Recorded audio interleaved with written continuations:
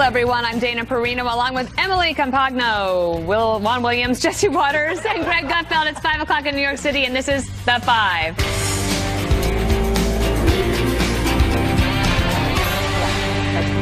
It's Emily Campagno, like lasagna, she just told me. Okay, President Trump vowing to send as many troops, quote, as necessary to stop caravan of thousands marching toward the United States if they reach the southern border. The president also blasting Democrats for the problem. Do you know how the caravan started? I think the Democrats had something to do with it, and now they're saying, I think we made a big mistake. That is an assault on our country. That's an assault. And in that caravan, you have some very bad people. You have some very bad people. And we can't let that happen to our country. Trump also not backing down after saying terrorists and gang members may be among the migrants. I spoke with Border Patrol this morning, and I spoke to them last evening, and I spoke to them the day before. I speak to them all the time. And they say, and you know this as well as anybody, over the course of the year, over the course of a number of years, they've intercepted many people from the Middle East. They've intercepted ISIS.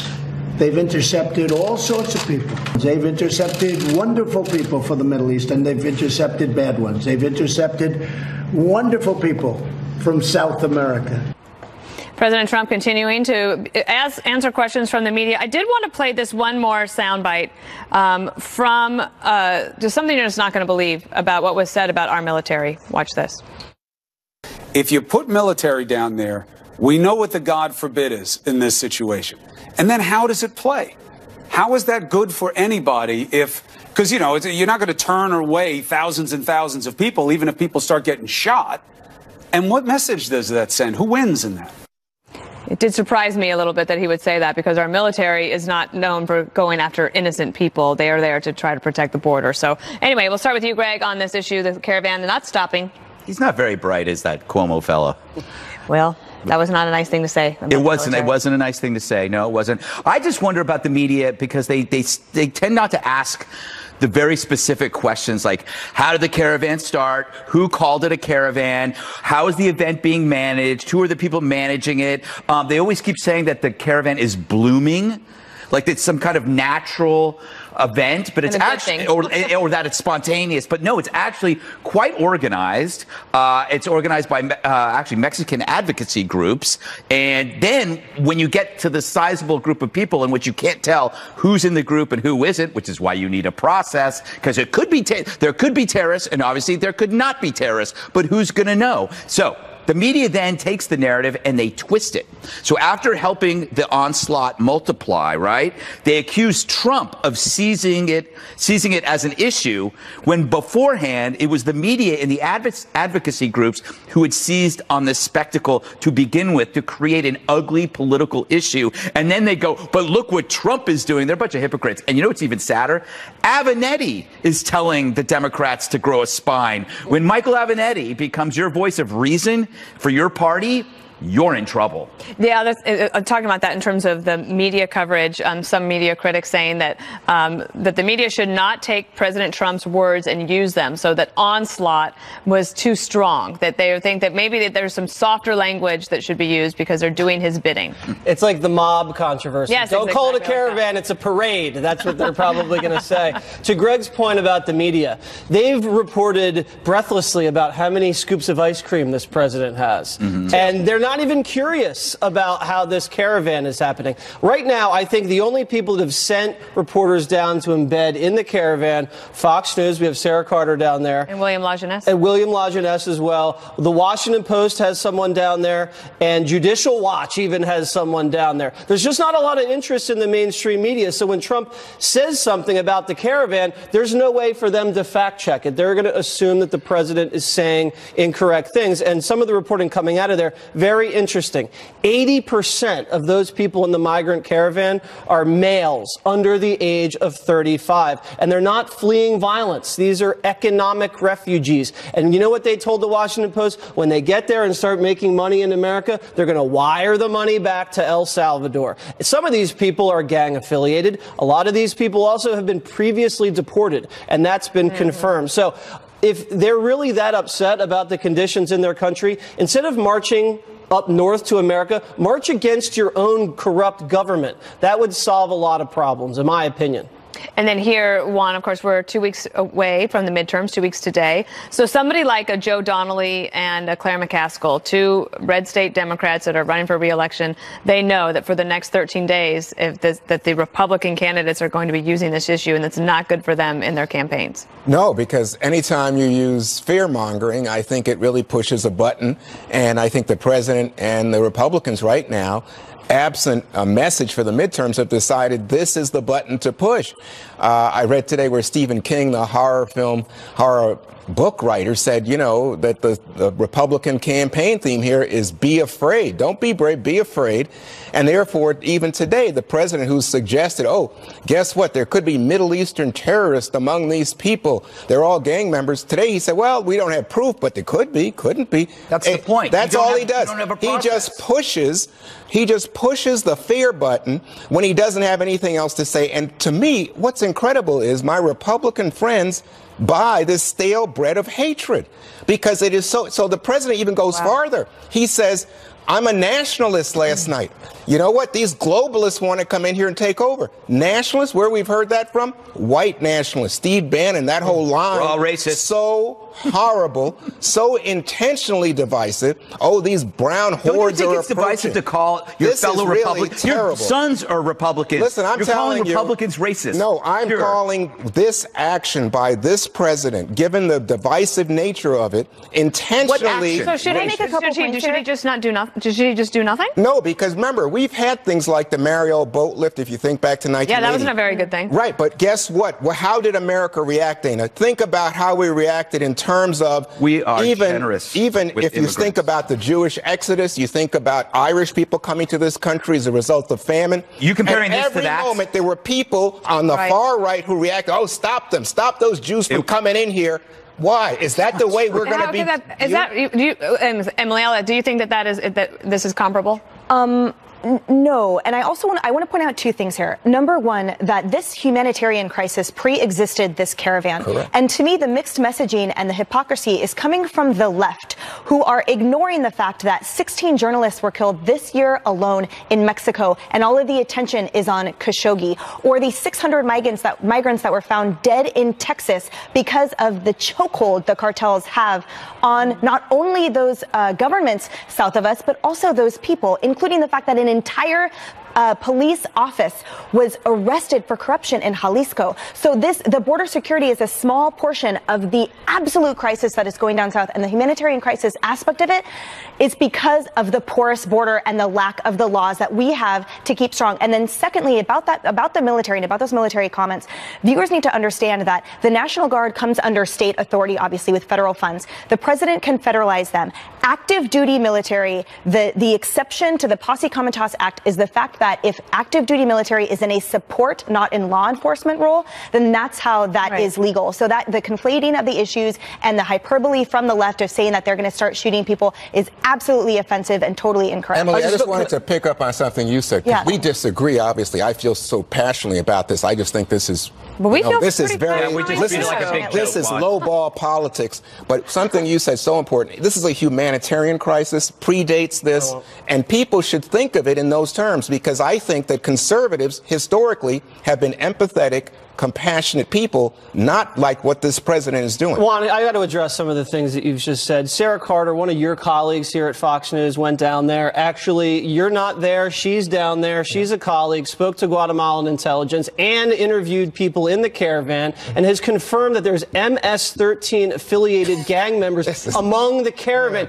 If you're going to sit there and call your colleague a liar while you're sitting on your tush in a nice air-conditioned studio in Manhattan, I really think that's unbecoming. Second of all, you have not said what to do with the. What are you going to do about the caravan, Juan? You have no plans to do anything about it. Are you kidding? Have you had anything you wanted to add of substance to what to do with this 7,000 strong migration coming up north? Do you want an answer? I think that it's very clear, given that Republicans control the White House, the Republicans. What are you going to do when they come to the border, Juan? Why don't they fix the immigration system that's so badly broken in our country. Fix the immigration system. Yes. Everything that divides these immigrants up is because of Democrat policies. Oh, there we go. Blame Democrats. The Feinstein memo. All these and the Democrats other thing are in the Clinton administration. This is what attracts these people. This is lowball politics, and you are on message for President Trump. Although today he said he has no proof. You so want maybe to you're protect even further right the election integrity,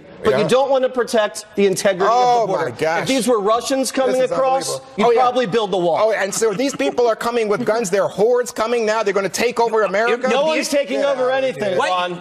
According to Juan's logic, Mexico is also racist because they're trying to limit the immigration as well. They're sending troops to their border. So clearly the Mexicans are racist too, Juan. Everybody's racist if they don't agree with you. You are so if anybody disagrees with you, you are obsessed with race. That's your problem. Me. Oh, you. Your filter is nothing but race. Yeah, I think you have a difficulty acknowledging where there's racial injustice and where someone is using a racial pitch to stir his base in order to try to do better in the midterm. Just trying to protect the borders, Juan. That's not racist. We have more. President Trump and Barack Obama battle it out on the campaign trail. Which one will be able to close the deal for their party in the final midterm stretch? We'll tell you. Well, even though it's subtle, it's got me feeling.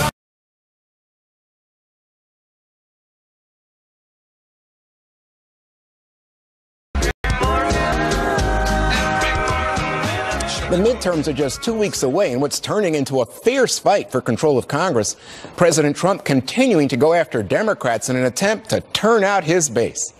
This will be the election of the caravan, Kavanaugh, law and order, tax cuts, and common sense. The Democrats want to replace freedom with socialism, and they want to replace the rule of law with the rule of the mob. Democrats produce mobs. Republicans produce jobs.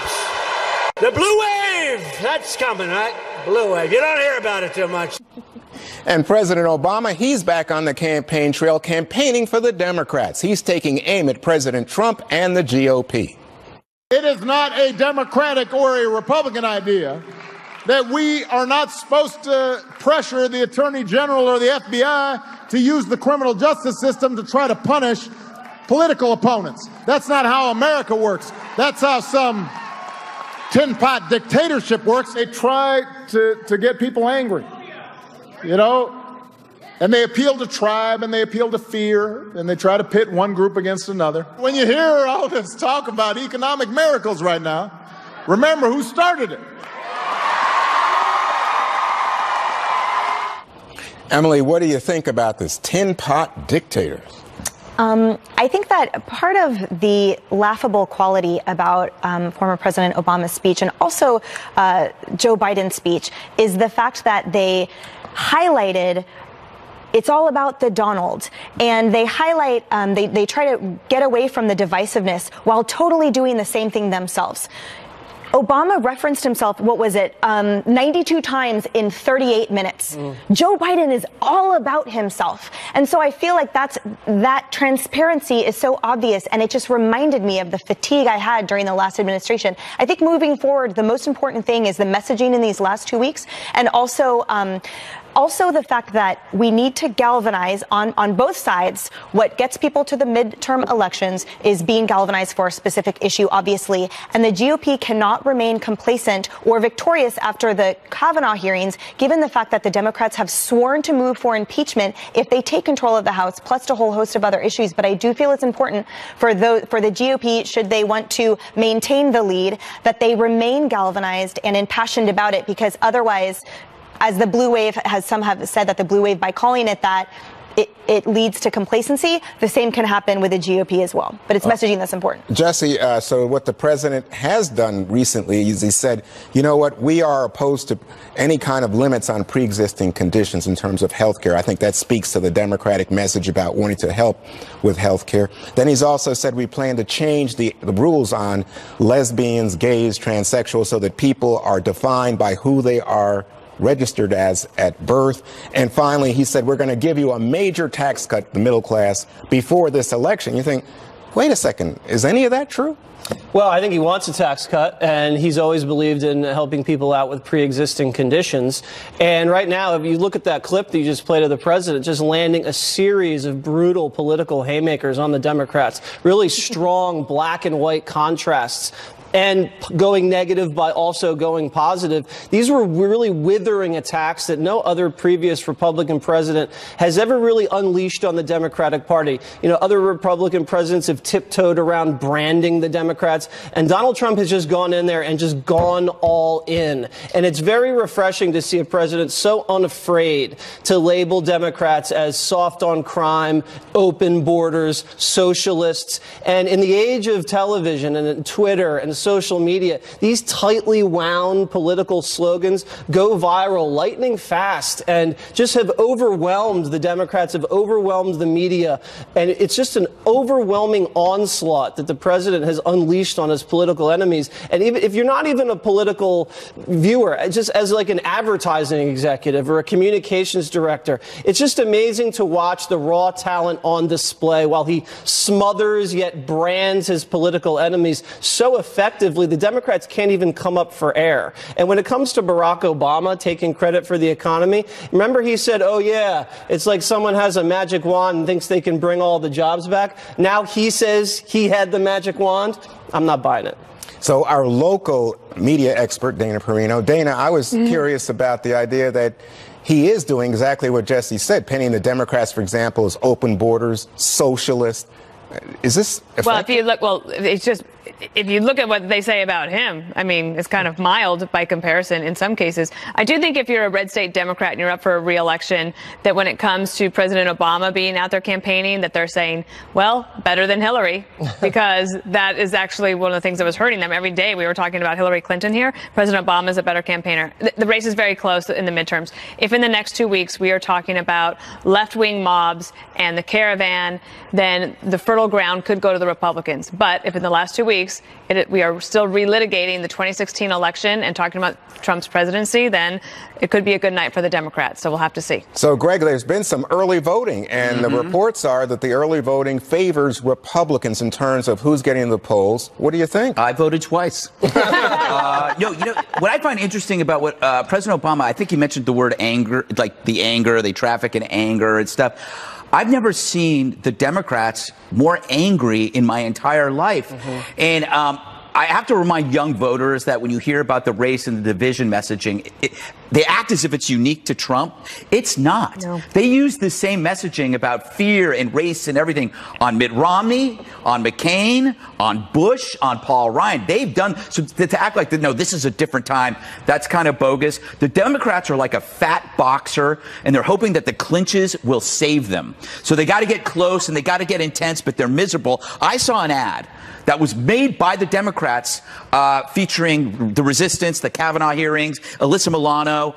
It galvanized me. And I don't think that they can see that the anger that they're ginning up is actually having an opposite reaction. And we're going, you know what? These people are freaking me out. You're going to have to vote 3 times. I'm going to have to vote 3 times. I have a wig, and sometimes I cross-dress. Wow. I hope President Trump doesn't find out about this voter fraud. Lotto fever reaching a boiling point with tonight's historic Mega Millions jackpot. So, are we at the 5 in it to win it? Well, you're going to have to find out by tuning in. That's next on the 5.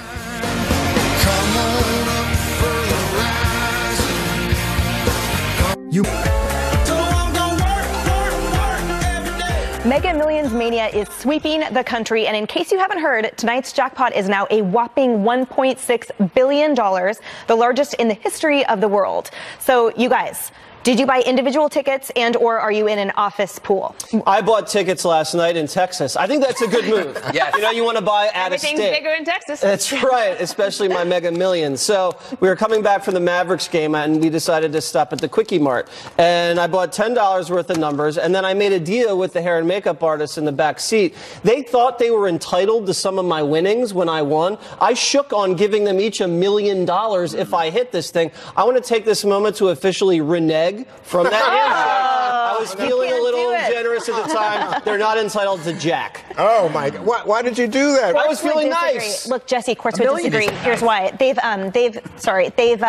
recognized verbal agreements unless gambling in states is illegal. So essentially, courts are loath to not honor that. Basically, but I'm sure you won't win because there's a bigger chance of like getting struck by a meteor. Anyway. But wait a second. This is what happened. I think I was in New Jersey, and he bought the office pool ticket.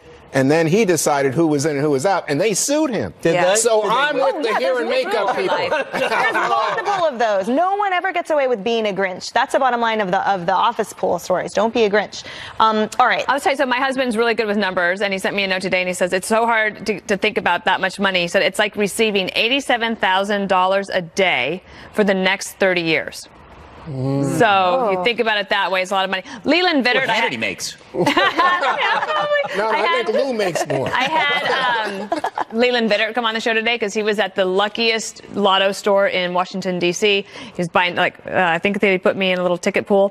Thank you very much with Jillian Turner. I appreciate that. But I had him do this story about how the lottery can ruin your life. But that was really just to make myself feel better.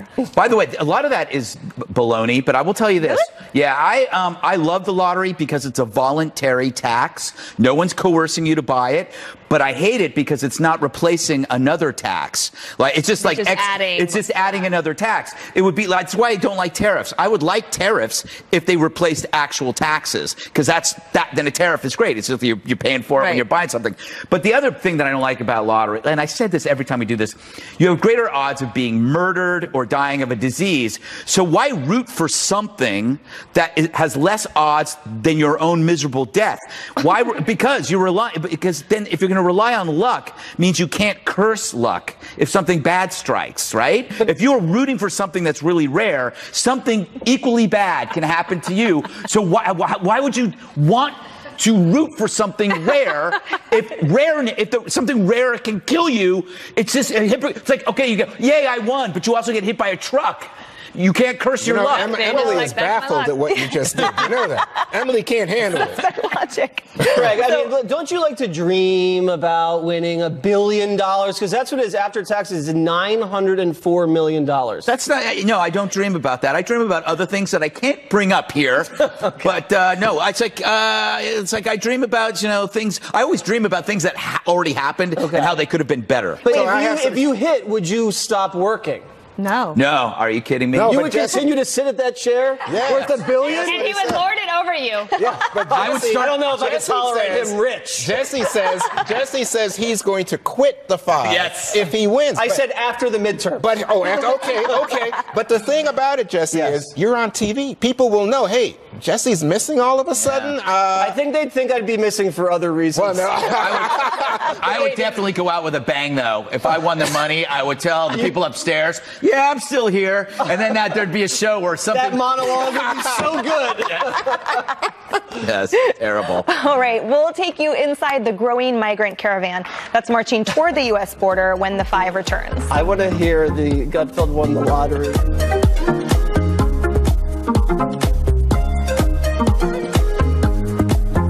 We are the team. Week one. The massive caravan of migrants heading toward the U.S. border is getting even bigger. The total number of people is now over 7,000 as President Trump threatens to shut it down. Let's bring in William Lajeunesse, who's with the caravan in southern Mexico. What's going on down there, William? Well, Jesse, let me say, they spent last night here, in the town of Huizla. Obviously, there's a lot of garbage here. They're trying to clean that up. You can see they've taken over pretty much the entire town square. 7,000 people, all these other side streets as well. You've got families here looking for food, looking for water. The Mexicans have been very generous to them and to provide them with this kind of stuff. Tomorrow morning, 5 a.m., they leave here to the next town. That's a 42-mile walk, we are told. The immigration from Central America is somewhat discretionary. Remember back when President Trump was elected in that March of 17, there were 16,000 immigrants apprehended. Last month, that was over 50,000. So the message down there for these individuals, and I've talked to them, is you can get into the United States. But it's remarkable, Jesse, the amount of naivete and how uninformed a lot of people are as to what they're going to say when they get to the border, when they might get there, or what city they're going to go to. They're remarkably uninformed. That, of course, often changes when you get up to, say, Tijuana, and they start talking to American lawyers about what they might say. But I mean, I literally talked to about a dozen women today about their families and saying, listen, what are you going to say? Where are you going to go? And they simply said, I'm leaving poverty and I need a better life. There was nothing, no even word mentioned of asylum. That's the kind of thing I'm hearing, but that could all change. The trip to Tijuana is about 2,400 miles. That could be 2 to 3 months rather, traveling by foot. They got a lot of kids here. I saw a lot of people today with foot injuries, going in for medications, dehydration. We saw several people collapse from heat stroke. So it's not an ideal situation, especially for the children. Back to you. Wow. Excellent reporting down there, William. I appreciate it, and thanks for keeping us posted. All right, well, we're going to react to that report as well, but we want to first listen to sound from then Senator Barack Obama in 2005 saying this about illegal immigration. We simply cannot allow people to pour into the United States undetected, undocumented, unchecked, and circumventing the line of people who are waiting patiently, diligently, and lawfully to become immigrants in this country. Wow, I mean, how things have changed among the Democratic Party leadership. If you did not know who said that, right, if you were just reading the words, it's actually, President Trump has said the exact same thing. So there's actually agreement there. The frustrating thing is it was about 2 years after that President Obama decided not to vote for comprehensive immigration reform, in which if he had, we might not actually be having this conversation right now. Juan, what do you think about that sound from the former president? I think he's right. It's 10 years old, and so much has been done, not only by President Bush, but President Obama, to shore up security, both in terms of manpower, technology, even the use of drones on the border. And we have, in fact, done much. We need comprehensive immigration reform at the moment to deal with people who are inside the United States. But even with this caravan, it's not the case like anybody thinks, oh, these guys could run over the border and just do what they want to do. They have to go through, this is a popular Republican phrase at the moment, due process in applying for asylum or whatever. And as William Lajeunesse just said, I just thought that report was terrific because he's talking about families and people who are fleeing economic disaster. And he's not talking about anybody from the Middle East or any MS-13 gang member. So, I mean, you know, get it straight, folks. Wake up. You're being used. No one's being used, Juan. That was one report by William and gave us a certain set of facts, and we appreciated it. What do you think? Well, economic disaster is not grounds for asylum under our current laws. But I want to point out the fact that a lot of coverage has been kind of, and national conversation has been about that duality of the United States and Mexican governments, that it's incumbent upon these two governments to somehow fix or address the problem. But the UN Secretary General has put reinforcements down in Mexico and working with agencies down there to help that government along with other member nation states deal with that crisis. And he said specifically that he called for the principle of full respect for countries' rights to manage their own borders. So globally, there's an agreement here that it isn't just about us, but that also that element of border security should be respected in that. And I'm curious to know, too, how many of those, the members of the caravans is seeing any type of international presence. Greg. Well, I think this is actually proving the exact point about that popular phrase called due process. Because when you have a large mass of people and you don't know who they are, and they could be refugees, they could be non-refugees, they could be gang members, what kind of word would be useful here to figure it out? Oh, a process. And what the Dems have done is any issue in which you ask for a process, you are deemed as hateful, intolerant, or racist. So whether it's borders, national security, like if you're anti-terror, well, obviously you're Islamophobic. If you're pro-borders, you hate everybody down south. Law and order, you're pro-brutality. So you look at all of these, you look at borders, national security, and law and order. These are the things that create a prosperous, free, secure country. So now you have a prosperous, free, and secure country. And what do the Democrats want to do? They want to take those things that made that country what it is. And if you disagree with it, if you disagree with it, you are a racist, just like Barack Obama was 10 years ago when he said that. Because apparently, according to the logic of Juan today, what Barack Obama said there is clearly racist because he wants borders. Absolutely. But you just condemned the same sentiment. No, I did 15 minutes ago. No, I did not. It was exactly the same language. It is not. When you are using something like Trump says it's racist, in the midst of a midterm election with one specific purpose, which is to stir hatred, it's Orwellian. It's Orwellian. Juan, that's not what President Obama was talking about. Just because you want a country doesn't mean you hate other people. Say that again? Just because you want a country intact doesn't mean you hate other people. We all want a country intact. This is the biggest libel that somehow Democrats want open borders. What a lie. You do, because you want the caravan to come in. Get out of here. Up next, we're ready to have some fun. I think we're having fun now. We're taking you deep into the heart of Texas for some delicious Dallas barbecue from our trip. Right back.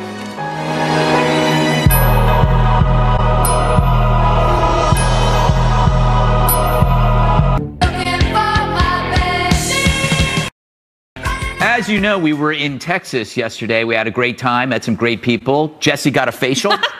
Yep. Some people actually go to Dallas, and the first thing they do is they get a facial. But I mean, I'm not joking. Pretty boy. So it wouldn't have been complete without trying some actual Texas. Time you said that. I know. I'm never gonna let you forget it. But we had barbecue. That's the important thing. We had Texas-style barbecue, and we did a segment. Here it goes.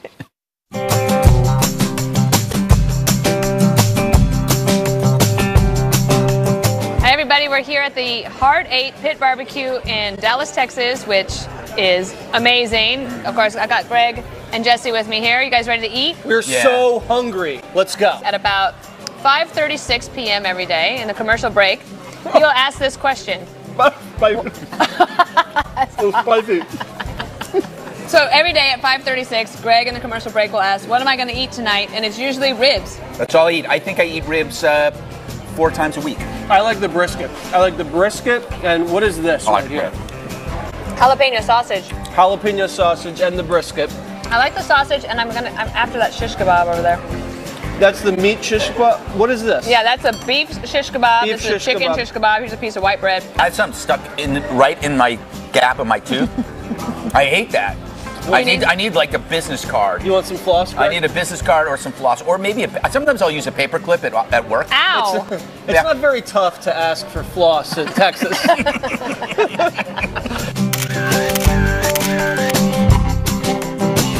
What's in Greg's cup, by the way? Is that sweet tea, Greg? I call it sweet tea. Some people might call it just hard wine.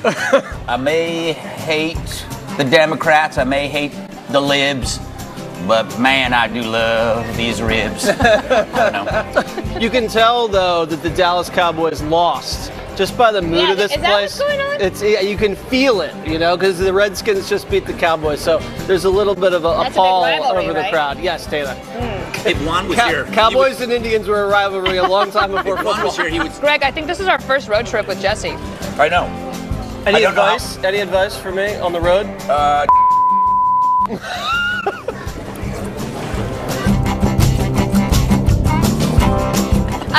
Lawrence Jones is here with us, and he is from Texas. You know him from Fox News. Let's bring in Lawrence Jones. Hi, Lawrence. What's up, guys? This is your recommendation. Yeah. Why'd you pick this place? You used to come here a lot? Yeah, because they don't rush the process. They season their meat, they marinate it, and then they put it in the smoker, get that extra flavor in there, and it's so good, right? When they say everything is bigger in Texas, what specifically are they referring to? Everything. Jesse. This isn't some kind of sick Waters World game. The state fair, the guns, the buildings. The only thing that's not big is the taxes. We don't have a state tax. But even in Dallas, Jesse's hair is big. Look at that. That's big hair. Thanks for sharing. See that thing up there? That's a wolverine. You know what a wolverine is?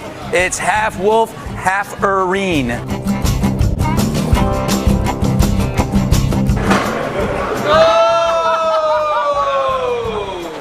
That's like worth more than the Mega Millions. Wow. A lot of meat. Yeah. Wow. That looks good. This is Greg's dream come true. I'm taking this picture so I can look at it when I go to bed at night. Can one person eat one of these by themselves? You know, we do have some linemen that come in here from the Dallas Cowboys that will devour one of these things. One per lineman? So what's the key to barbecue down here? What's your secret? Well, you know, it's kind of the national pastime for the country of Texas down here. That's what we do. Everybody barbecues. Everybody's in their backyard. The country of Texas. The country of Texas. Okay. Yeah, let's get that right. Ted Cruz was saying that Beto O'Rourke wants to get rid of barbecue in Texas. Okay. What do you think about that? That has got to be, it's got to be a joke. Because anybody that's anybody in the state of Texas can commit political suicide by saying fill these all the way up with wood. It'll burn all night long.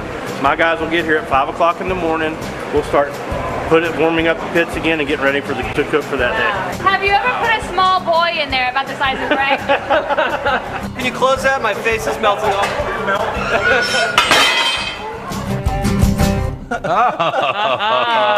Pretty fun. Yeah, you know what? I know you're going to want to check out more because that blew my mind. Go to our Facebook and Instagram pages for all of our behind-the-scenes photos from our Texas trip. I just realized by watching it, I am an unattractive eater. How about I couldn't get that sausage in my mouth? I was eating, chewing, and then I was like... We'll be using that in the best of later. Wait, I have a question, Greg. What were you going to say in the package? You go, if Juan were here, and then it cut off. So because we're talking about Cowboys and Indians. Yeah, and I was the Redskins and the Cowboys. Yeah, and I I was going to say, Juan would say, don't say that word. Yeah. No, I would have said, ha ha, Cowboy fans. Ha ha, ha ha. Your snapper made a mistake, and now you want to blame the Redskins. I think the other thing we learned in this thing is when we go to Heart 8 Pit Barbecue, you might want to eat beforehand because we were so hungry and the food was so good that we couldn't even talk. We were eating so much. I was still full. I actually have to say, it were the non-meat items that I found delicious, like the creamed corn. The creamed corn was good. Mm-hmm. Whiskey pie. I'm a little upset about the facial jab still. This is the third day in a row. Getting a little sensitive about it. I get one facial, I tell one person, it's on national television. But why did you tell Greg? I don't know. I'm never telling him anything ever again. He put it in the prompter, too. It wasn't even an ad lib. No, I put that in there before the show. I got to bring it up. It's okay to have a facial. It is. You look great. Thanks. You don't. I know. That's a few years off you. All right. I guess we're done with this. But that was fun. Let's do that again. Texas. Thank you, Texas. One more thing up next. See, remember when As you know, we were in Texas yesterday. We had a great time, met some great people. Jesse got a facial. Yep. Really? Some people actually go to Dallas, and the first thing they do is they get a facial. But I mean, I'm not joking. Pretty boy. So I wouldn't have been complete without trying some actual Texas. Third time you said that. I know. I'm never gonna let you forget it. But we had barbecue. That's the important thing. We had Texas-style barbecue, and we did a segment. Here you go.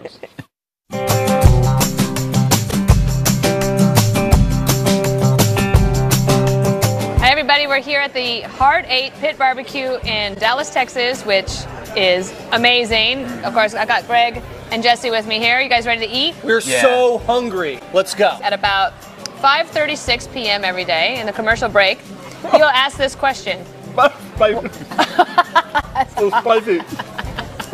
So every day at 5:36, Greg in the commercial break will ask, what am I going to eat tonight? And it's usually ribs. That's all I eat. I think I eat ribs 4 times a week.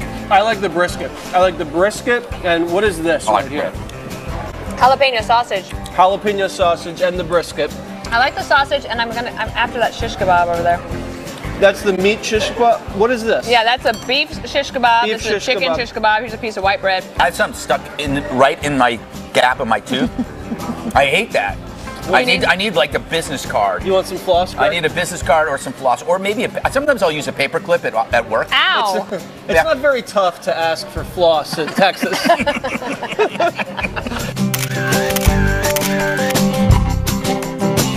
What's in Greg's cup, by the way? Is that sweet tea, Greg? I call it sweet tea.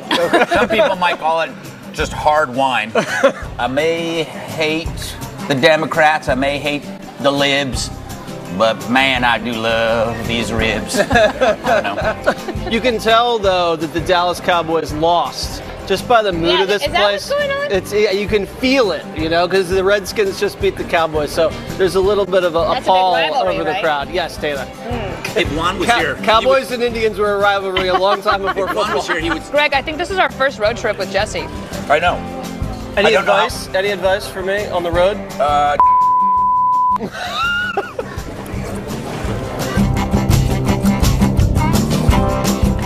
You know, Lawrence Jones is here with us, and he is from Texas. You know him from Fox News. Let's bring in Lawrence Jones. Hi, Lawrence.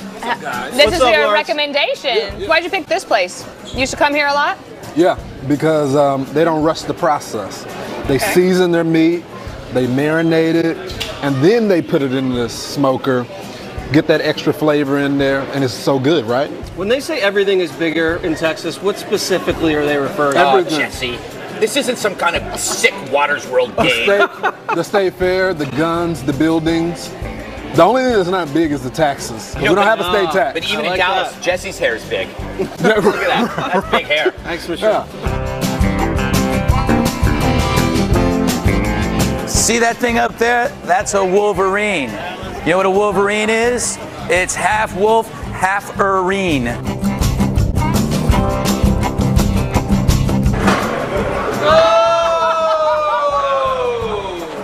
That's like worth more than the Mega Millions. Wow. A lot of meat. Yeah. Wow. That looks good. This is Greg's dream come true. I'm taking this picture so I can look at it when I go to bed at night. Can one person eat one of these by themselves? You know, we do have some linemen that come in here from the Dallas Cowboys that will devour one of these things.